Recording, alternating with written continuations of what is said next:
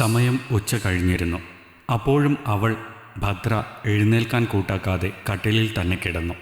രാത്രി കഴിച്ച ഭക്ഷണത്തിൻ്റെ ബാക്കി അലക്ഷ്യമായി മേശപ്പുറത്തിട്ടിരിക്കുന്നതിലേക്ക് അവൾ നോക്കി. പട്ടിണിയും വിശപ്പും ശീലമായിരുന്ന ഒരു ഭദ്ര ഉണ്ടായിരുന്നു മുൻപ്. ഇന്ന് ഇഷ്ടവിഭവങ്ങൾ മുന്നിലുണ്ടായാൽ പോലും പലപ്പോഴും കഴിക്കാൻ കഴിയാറില്ല. ഇന്നലത്തെ രാത്രിയുടെ ഓർമ്മകളിലേക്ക് വെറുതെ അവൾ തൻ്റെ മനസ്സിനെ തള്ളിവിട്ടു. തൻ്റെ അച്ഛൻ്റെ പ്രായമുള്ള ഒരാളായിരുന്നു ഇന്നലെ തനിക്കൊപ്പം അന്തിയുറങ്ങിയത്. സ്വർണമാലയും വിരലുകളിൽ മോതിരങ്ങളും പട്ടുകുപ്പായവും. ഒരു കാശുകാരൻ വയസ്സൻ. അയാളുടെ മനം മടുപ്പിക്കുന്ന അത്തറിൻ ഗന്ധം ഇപ്പോഴും സിരകളിലേക്ക് ഇരച്ചു കയറുന്നതുപോലെ തോന്നി അവൾക്ക്. നിരന്നു നിന്ന പെണ്ണുടലുകളിൽ നിന്നും തന്നിലേക്ക് അയാൾ വിരൽ ചൂണ്ടുമ്പോൾ കൂടെ നിന്ന പലരും പല്ലു കടിച്ചു. ചിലർ നിന്റെ ഭാഗ്യം എന്ന് പറഞ്ഞ് പിറുപിറുത്തുകൊണ്ട് നടന്നുപോയി. അയാളുടെ വരവും കാത്ത് AC മുറിയിലിരിക്കുമ്പോൾ ഒരുപാട് പേരുടെ കാമഭോജനത്തിന് ഇരയായ ഒരുവളാണ് താൻ എന്ന ചിന്ത അവളെ അലട്ടിയതേയില്ല. മാറിവന്ന അത്തറിൻ ഗന്ധങ്ങൾ കൈയടക്കിയ ശരീരഗന്ധം ഇപ്പോൾ അരോചകമായി തോന്നി അവൾക്ക്. കയ്യിൽ കരുതിയിരുന്ന പെർഫ്യൂം ഒന്നുകൂടെ പൂശി. നിറം മങ്ങിയ ചുണ്ടുകളിൽ ചായം തേച്ച് വിലപിടിപ്പുള്ള പെണ്ണുടലായി അയാൾക്ക് മുന്നിൽ നിന്നു. മാറിലും ദേഹത്തും ചോര പൊടിയും വിധം പാടുകൾ അവശേഷിപ്പിച്ച് അയാൾ അവളെ തൻ്റെ ഭോഗവസ്തുവാക്കി. ഉദ്ദേശം കഴിഞ്ഞ് ബോധമില്ലാതെ കിടക്കുന്ന ആ മനുഷ്യനോട് പുച്ഛം തോന്നി അവൾക്ക്. മകളുടെ പ്രായമുള്ള തന്നെ. പിന്നെ തോന്നി അതൊന്നും തൻ്റെ തൊഴിലിന് ബാധകമല്ല. ഉടലു പൊള്ളുന്ന വേദനയിൽ അവൾ പോകാനായി ഇറങ്ങുമ്പോൾ ഇടുപ്പിൽ കയ്യമർത്തിക്കൊണ്ടയാൾ കുറേ നോട്ടുകളെടുത്ത് അവളുടെ മാറിലേക്ക് തിരികെ കൊടുത്തു. ഒരു രാത്രിയുടെ കൂലി. കാലുകൾ വേച്ചുവേച്ച് നടന്ന് മുറിയിലേക്ക് വരുമ്പോൾ ശരീരം തളർന്നിരുന്നു. ഷവറിന് കീഴിൽ നിൽക്കുമ്പോൾ അവൾ അലറിക്കരഞ്ഞു. ചോര പൊടിഞ്ഞ മുറിവുകളിലേക്ക് സോപ്പ് ഇറങ്ങുമ്പോൾ നീറ്റലോടെ അവൾ പിടഞ്ഞു. അയാളുടെ അത്തറിൻ ഗന്ധം എത്ര കുളിച്ചിട്ടും പോകുന്നില്ലെന്നൊരു തോന്നൽ. കുളി കഴിഞ്ഞിറങ്ങുമ്പോൾ മുറിയിൽ ആരോ ഭക്ഷണപ്പൊതി കൊണ്ടുവച്ചിരുന്നു. തുറന്ന് കഴിച്ചെന്ന് വരുത്തി കട്ടിലിലേക്ക് ചാഞ്ഞത് ഓർക്കുന്നു. പിന്നെ ഉണരുന്നത് ഇപ്പോഴാണ്. ഫോണിൻ്റെ ശബ്ദം കേട്ടിട്ടാണ് അവൾ ചിന്തകളിൽ നിന്നും ഉണർന്നത്. അനിയനാണ്. അവന് പണത്തിൻ്റെ ആവശ്യം വരുമ്പോൾ മാത്രം അവൻ ഓർക്കുന്ന അവൻ്റെ സ്വന്തം പെങ്ങൾ. ഇത്തവണ ആ മുൻവിധി തെറ്റി. അമ്മ ആശുപത്രിയിലാണ്, നീ വേഗം വരണം എന്ന് മാത്രം പറഞ്ഞ് അവൻ ഫോണ് കട്ട് ചെയ്തു. കട്ടിലിൽ നിന്നും പിടഞ്ഞ് എഴുന്നേറ്റ് കയ്യിൽ കിട്ടിയ സാരിയും ബ്ലൗസും എടുത്തുകൊടുത്ത് അവൾ അവിടുന്ന് ഇറങ്ങി. താഴെ നിന്ന പെണ്ണിനോട് അമ്മയ്ക്ക് സുഖമില്ല എന്ന് പറഞ്ഞ് വേഗത്തിൽ നടന്നു. ആദ്യം കണ്ട ബസ്സിൽ ചാടിക്കയറി. അവളുടെ ഉള്ളിൽ നിറയെ പേടിയായിരുന്നു. കുറേ നാളുകൾക്ക് ശേഷമാണ് നാട്ടിലേക്ക് പോകുന്നത്. കുത്തുവാക്കും മാനക്കേടും തെല്ലൊന്നുമല്ല. സ്വന്തം നാട്ടുകാരിൽ പലരും ഇടയ്ക്കിവിടെ വന്നു പോകാറുണ്ട്. പലരും നാട്ടിലെ മാന്യന്മാർ.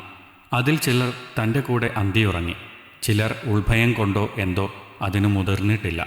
എന്നിട്ട് വ്യഭിചരിച്ച് നടക്കുന്നവൾ എന്ന ചീത്തപ്പേര് തനിക്കും. വേശ്യ പലരും മുഖത്ത് നോക്കി വിളിച്ചിട്ടുണ്ട്. ആദ്യമൊക്കെ ആ വിളി കേട്ട് നെഞ്ചുപൊട്ടി കരഞ്ഞിട്ടുണ്ട്.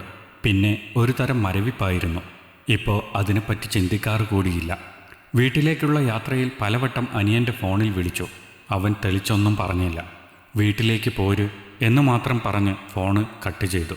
അമ്മയ്ക്കൊന്നും ഉണ്ടാവില്ല. തന്നെ കാണാൻ വേണ്ടി ചിലപ്പോൾ അവനെക്കൊണ്ട് കള്ളം പറയിപ്പിച്ചതാവും.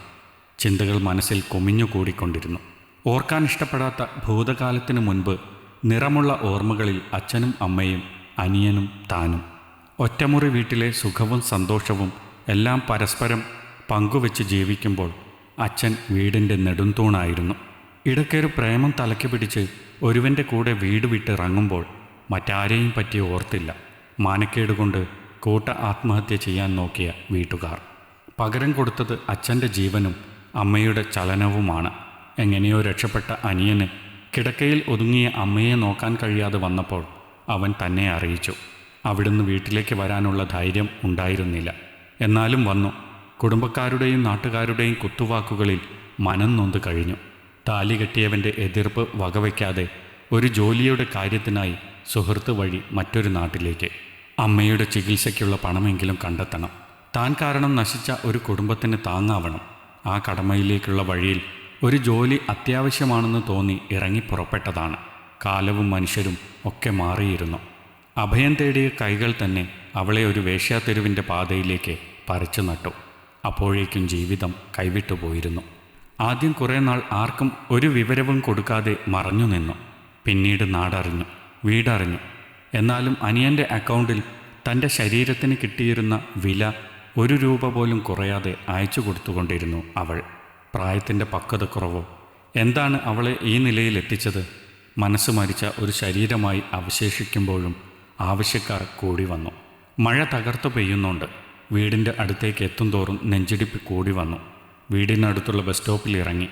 സാരി തലപ്പ് കൊണ്ട് തലമൂടി അവൾ നടന്നു. നാടാകെ മാറിയിരിക്കുന്നു. പുതിയ ഒരുപാട് കെട്ടിടങ്ങൾ, വീടുകൾ, ഗ്രാമഭംഗി നഷ്ടമായതുപോലെ. പെയ്തിറങ്ങുന്ന മഴത്തുള്ളികൾ അവളുടെ ശരീരവടിവ് എടുത്തു കാട്ടുന്നുണ്ടായിരുന്നു. നനഞ്ഞൊട്ടി വീടിൻ്റെ വഴിയിലേക്ക് കയറുമ്പോൾ വീടു നിറയെ ആളുകൾ. അകത്ത് വെള്ള പുതപ്പിച്ച അമ്മയുടെ ശരീരം. അപ്പോഴും കൂടി നിന്നവർ കണ്ണുകളാൽ കുത്തിവലിച്ചു അവളെ. ചിലർ വേശ്യ എന്ന് പറഞ്ഞ് പുച്ഛിച്ചു. അവളെ കൂടെ അന്തിയുറങ്ങിയവർ പലരും അവളെ കണ്ടില്ലെന്ന് നടിച്ചു. ബന്ധുക്കളിൽ ആരോ അകത്തേക്ക് കയറാൻ വന്ന് അവളെ തടഞ്ഞു. നീ കണ്ട് അശുദ്ധമാക്കണ്ട, ആത്മാവിന് ശാന്തി ലഭിക്കില്ല, കൂട്ടത്തിലാരോ ഉറക്കെ പറഞ്ഞു. ആ മഴയിൽ നനഞ്ഞുകൊണ്ട് മുട്ടുകുത്തി ആ വീട്ടുപടിക്കലേക്ക് അവൾ വീണു. എല്ലാം കണ്ടുകൊണ്ട് നിസ്സഹായനായി നിൽക്കുന്ന അനിയൻ അവൾ മനസ്സിൽ ഉരുവിട്ടു. അമ്മയുടെ ആത്മാവിന് ശാന്തി ലഭിക്കട്ടെ. തന്നെപ്പോലെ ജീവനുള്ള ആത്മാക്കൾ ശാന്തി കിട്ടാതെ അലയട്ടെ. മഴ പിന്നെയും ശക്തി പ്രാപിച്ചു. ആ മഴ അവളെ ശുദ്ധി വരുത്തിയോ? അങ്ങനെ ഒരു തോന്നൽ. തിരിഞ്ഞു നടക്കുമ്പോൾ അവൾ ഉറക്കെ പറയുന്നുണ്ടായിരുന്നു, അതെ, ഞാൻ വേശ്യയാണ്. ഈ കഥ നിങ്ങൾക്കിഷ്ടമായെങ്കിൽ ലൈക്ക് ചെയ്യൂ. നിങ്ങളുടെ അഭിപ്രായങ്ങൾ കമൻ്റായി രേഖപ്പെടുത്തൂ. കൂടുതൽ കഥകൾ കേൾക്കാൻ ഈ ചാനൽ സബ്സ്ക്രൈബ് ചെയ്യൂ.